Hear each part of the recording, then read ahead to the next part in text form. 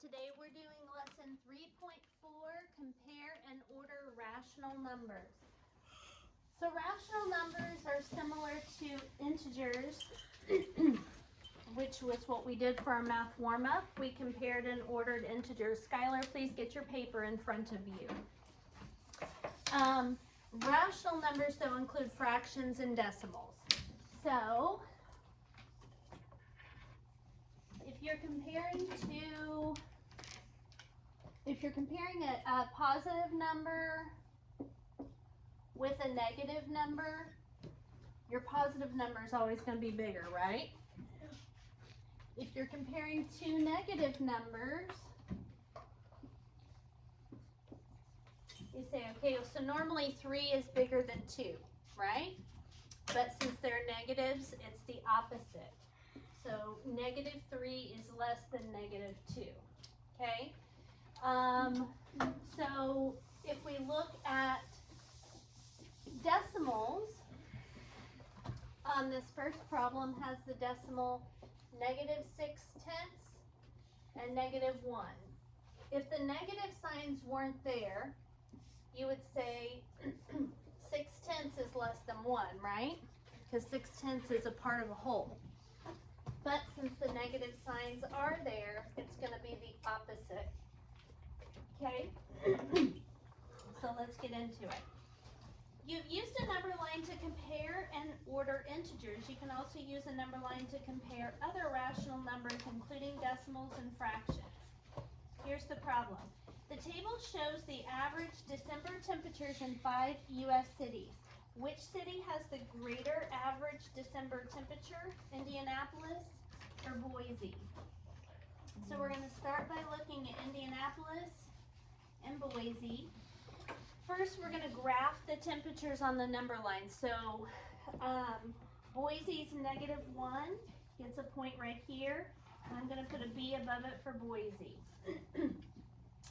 And then Indianapolis, if you'll notice, guys, between 0 and -1, so we have a 0 and a -1. There are 1, 2, 3, 4, 5, including 1.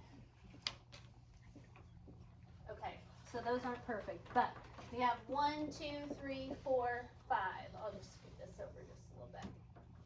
Okay, so this would be 1/5, 2/5, 3/5, 4/5, and 5/5, all negative. But we're looking to graph 6/10. So how many tenths are there in 1/5, Chase?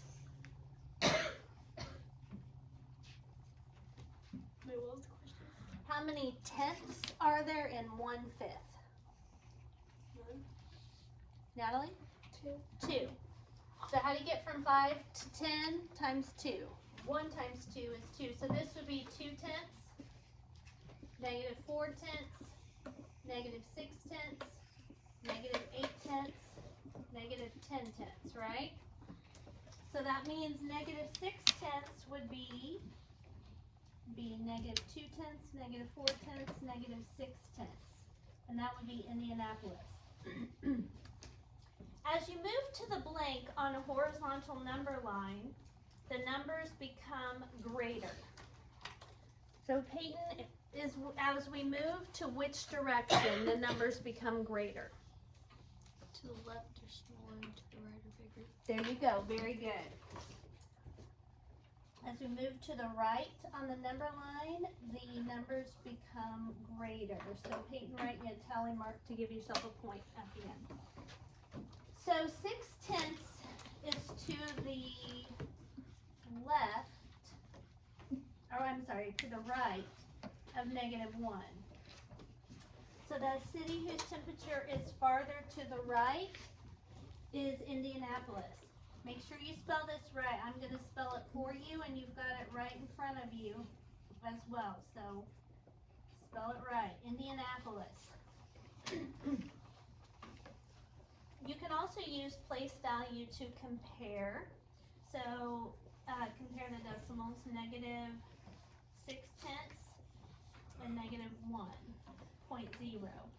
Since 6/10 has a digit in the tens place, I'm going to add a 0 to the tens place behind -1. We don't have a 0 isn't negative, but if you look at 0 and -1, 0 is greater, right? So that means that this decimal would be greater than this one. Think 0 is greater than -1, so -6/10 is greater than -1. So in both those spaces, we're going to put the word greater.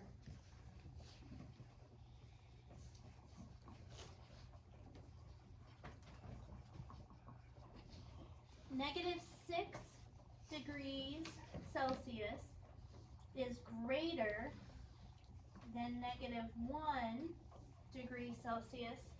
So Indianapolis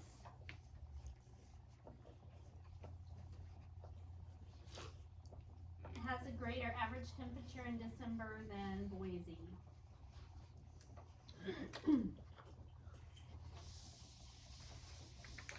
Now they want us to go back up, and it says, how can you order the average December temperatures of Boston, Philadelphia, and Syracuse from greatest to least? So if we go back up to Boston, Philadelphia, and Syracuse, those are the ones without stars next to them. So we have Boston, Philadelphia, and Syracuse. And it said to order them from greatest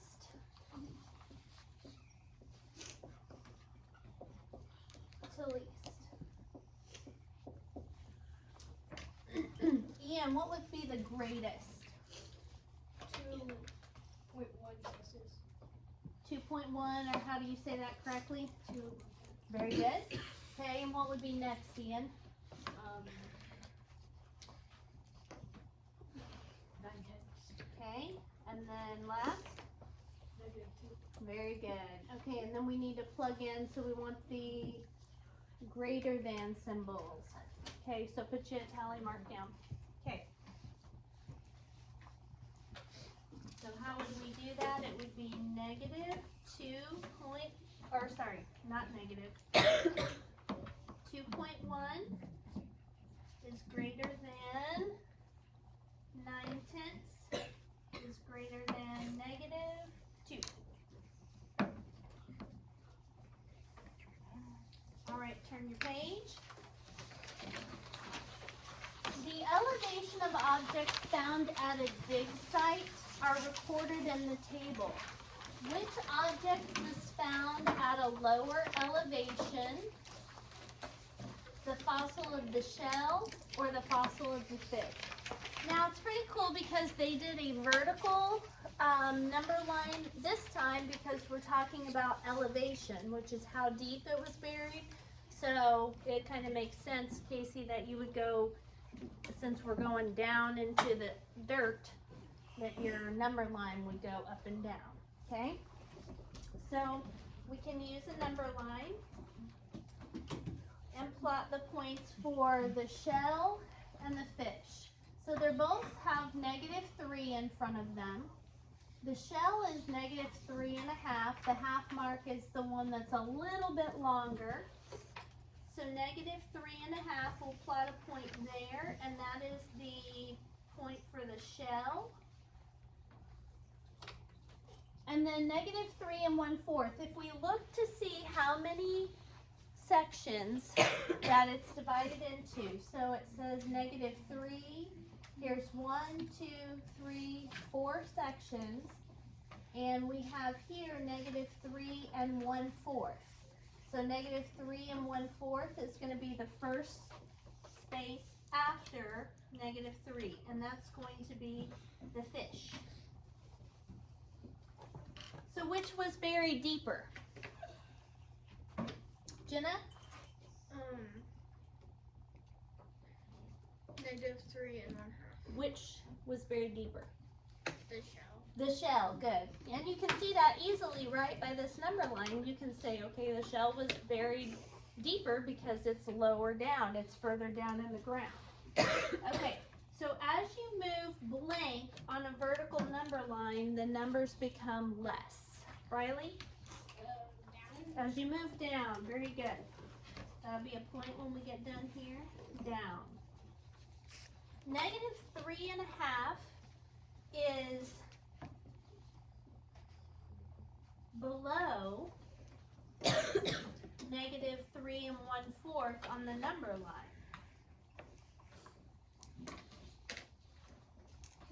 You can also use common denominators to compare fractions. So negative 3.5, negative 3 1/4. Our denominator here is 4, here is 2. What denominator should we use for these two? Katana?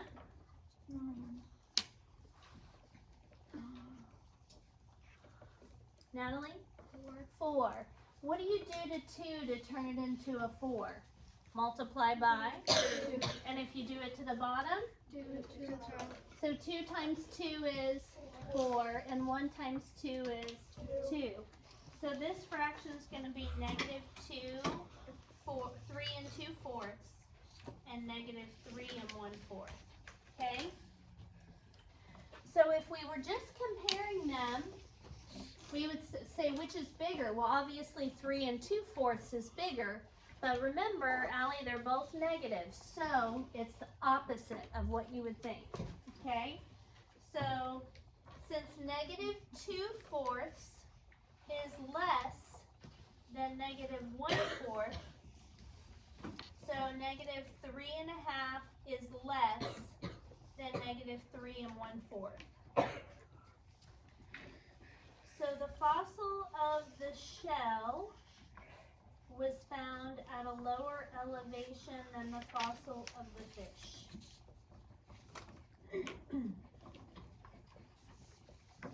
Okay, next they want us to compare this and this. Okay, so how do we read this?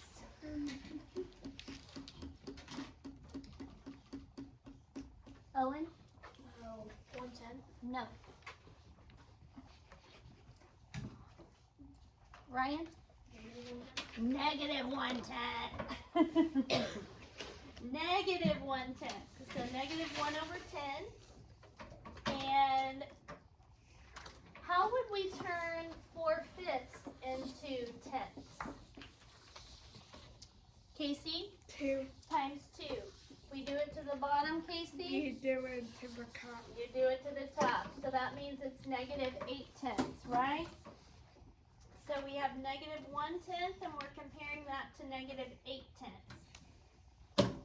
So negative 8 is less than negative 1. So negative 4/5 is less than negative 1/10. So negative 1/10 would be right here. Negative 4/5 right here. You can see that negative 1/10 is further to the right. That means it's bigger. Okay, you can also compare them using decimals. So we've already got negative 1/10 in decimal form. How do we turn negative 4/5 into a decimal? Chase? Divide the numerator by the denominator. Perfect. Divide the numerator by the denominator. So that means we're going to do 4 divided by 5. We can't divide 4 by 5, so we have to add a decimal point and a 0, and a decimal point and a 0. How many times does 5 go into 40? 8 times. 8 times. Okay? No remainder, so we're done there. So that means that negative 4/5 is equivalent to negative 8/10. Negative 8/10 is less than negative 1/10. So negative 4/5 is less than negative 1/10.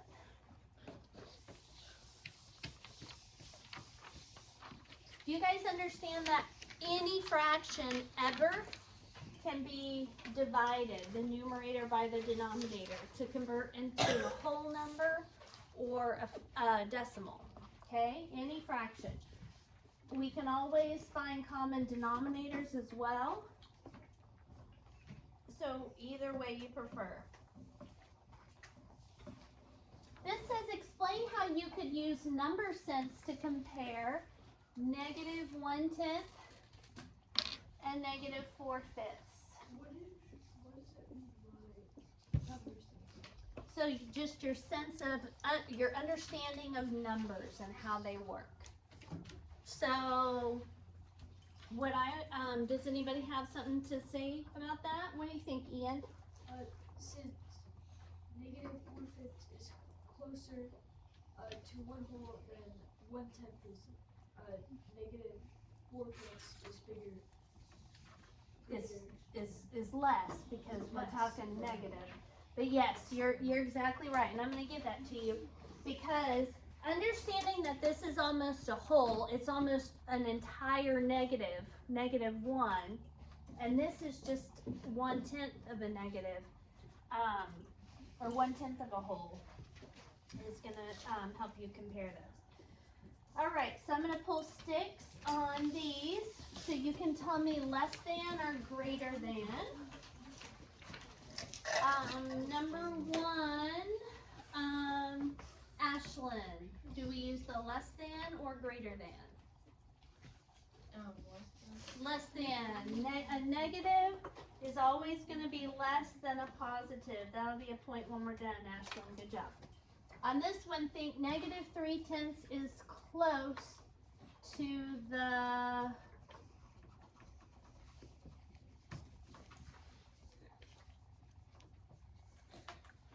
don't know what goes there. I can't remember. Oh, I was reading close in there. Negative 3/10 is to the left. Who said left? Ian, that'll be another point for you. Negative 3/10 is to the left of 2/10 on the number line, so negative 3/10 is less than 2/10. Okay.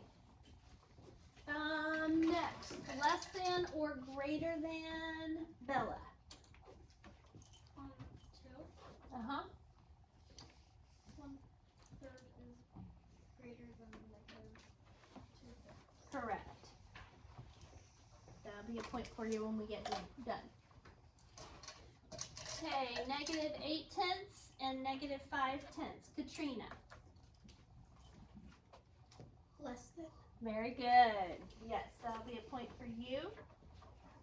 Since those are both negatives, we would normally say greater than, right? Because an 8 is bigger than a 5. But since they are both negatives, we flip them.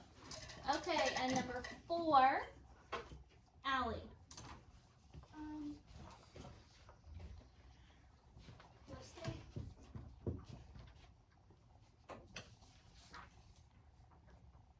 Yes. Very good. Okay. Here is, that's going to be a point for you. Because what's the decimal for 3/4? Think about quarters. If you have 3 out of 4 quarters, you have how much money? 75 cents. So this would be negative 0.75. And this, we could add a 0 behind it. Since 75 is greater than 70, you would think it would go like this. But since they're both negatives, Allie's got it right. Nice job, girl. Allie? I turned 7/10 into 7/10, and then 3/4 is almost a whole, and then since it's negative numbers. Very good. That's another great way to do it. That's number sense, girl. Okay. Order the numbers from least to greatest. So from smallest to biggest. Peyton, what's the smallest number out of those 3? 7 1/10. What do you say before it? Negative. Negative 7 and 1/10. Okay. What's the next smallest? Negative 5 and 9. 5 and 9. What place is that? Tenths. Good. And that means the biggest would be? 3 and 16. Beautiful job, Peyton. That'll be a point for you when we're done. Okay, nice work. Okay.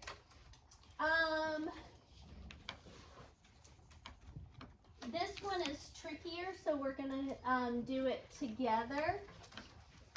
Obviously, which one is the biggest out of all of these? 1/9, right? So it's gonna go over here, it's the only positive. So that means we just need to compare -6/7 with -2/3. We need to see which one's bigger. So what we can do is, one way to find a common denominator is to multiply by the other fraction's denominator. Put your hand down, please. Multiply by the other fraction's denominator. So what's the other fraction's denominator? 3/3. And then we would multiply this one by 7/7. And that's going to give us 18/21 and 14/21.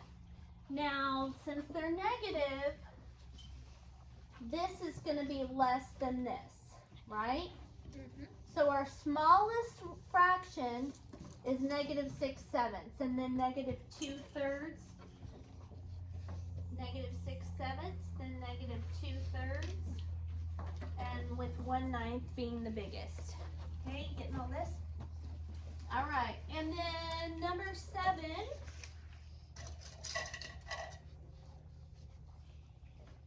Luke, what is the smallest number out of these 3? You can tell just by looking. Use them place value. First of all, Nope, just tell me without doing anything like that, what's the biggest, or sorry, the smallest number up there?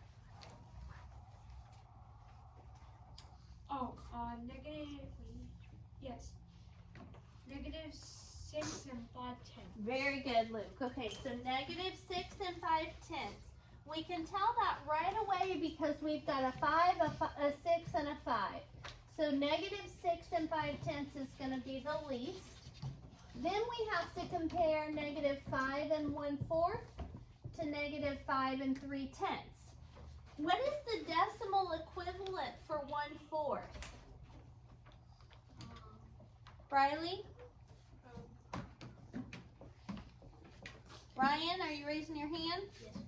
What's the decimal equivalent for 1/4? 0.25, very good, like 25 cents. Like how many quarters to make a whole dollar? 4. If you have 1, you have 25 cents.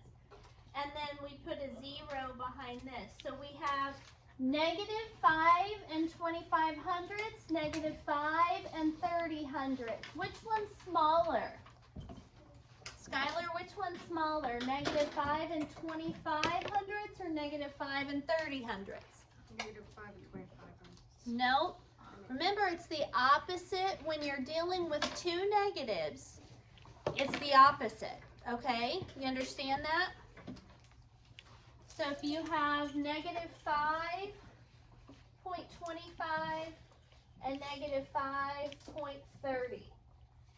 If these were just regular numbers, then this would be the bigger one, right? But since they're not regular numbers, they're negative, it's the opposite of the way you would think of it, okay? So that means that in this box, we'll go, so this is the smallest. This is the next smallest, -5.3, and the biggest would be -5 and 1/4. Okay. You guys are going to do the rest of this on your own. I do want to point out one thing before you get started. Your answer to number 14 is going to be a number of days, okay? It's not going to be a Monday, Tuesday, Wednesday, Thursday, Friday, Saturday, Sunday.